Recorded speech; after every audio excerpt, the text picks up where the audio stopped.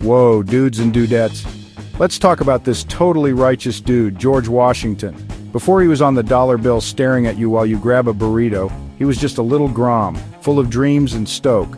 Born way back in 1732 in Virginia to Augustine and Mary on a plantation where tobacco was the cash crop. Not a silver spoon kid, but the fam was solid, respected in the local scene. Half-bros Lawrence and Augustine Jr. got schooled in England. George got the homeschool grind with strict Mary, reading, writing, arithmetic. Total buzzkill, his dad died when he was 11. Lawrence stepped up, married into the rich Fairfax crew, and showed George how to ride the gnarly social currents. He had to grow up fast, no cruising like other rich kids, finding his own wave. He spent tons of time at Lawrence's epic pad, Mount Vernon, overlooking the Potomac. Surveying was his ticket, drawing maps of the land. At 16, dude was already a pro, heading into the wild frontier, sleeping under stars, rough weather, meeting frontier folks and native nations, no GPS, no cell service, just a compass and wits. He learned to lead, earn respect, guide a crew through sketchy territory. Thanks to Lawrence, George became a militia major at like 20.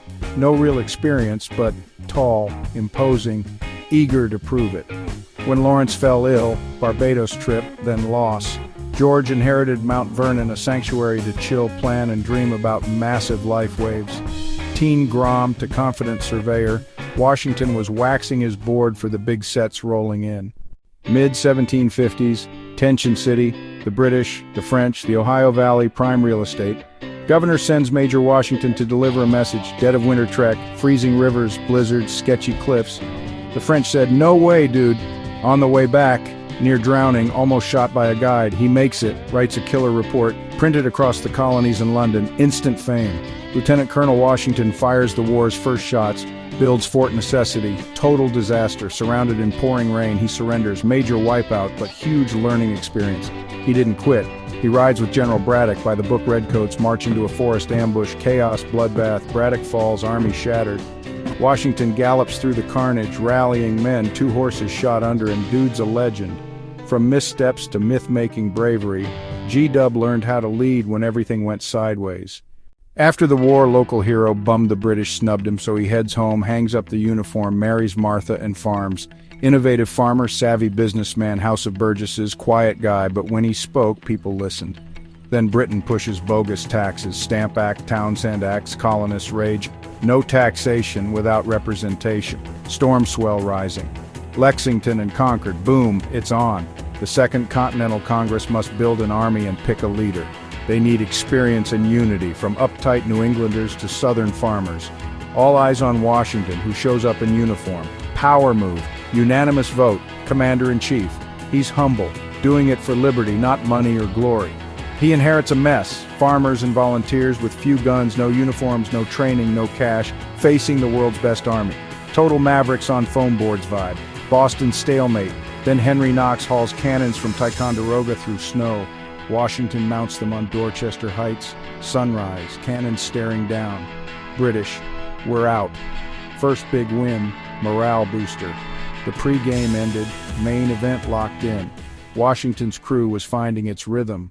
Summer '76, British storm New York, school the Continentals.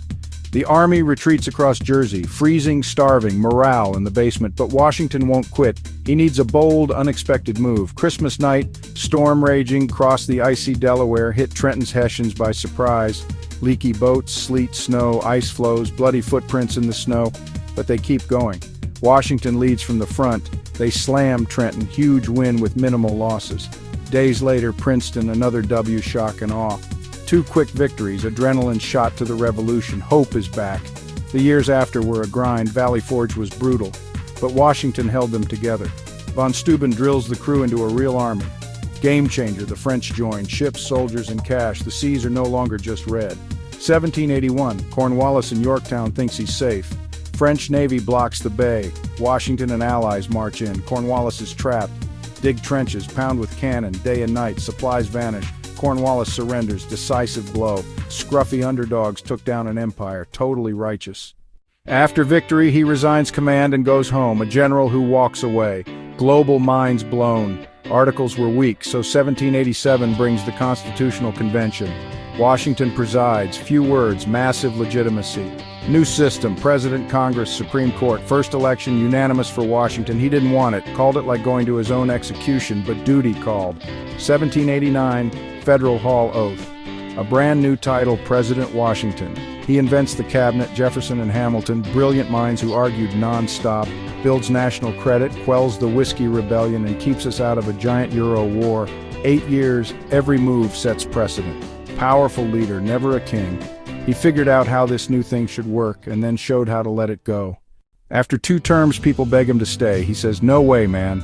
Peaceful transfer of power, message to the world. His farewell drops wisdom. Beware parties that divide, avoid foreign entanglements, trade with all. 1797. Home again to farm, ride, host visitors, and be with family. Winter 1799. Gnarly weather ride, throat infection.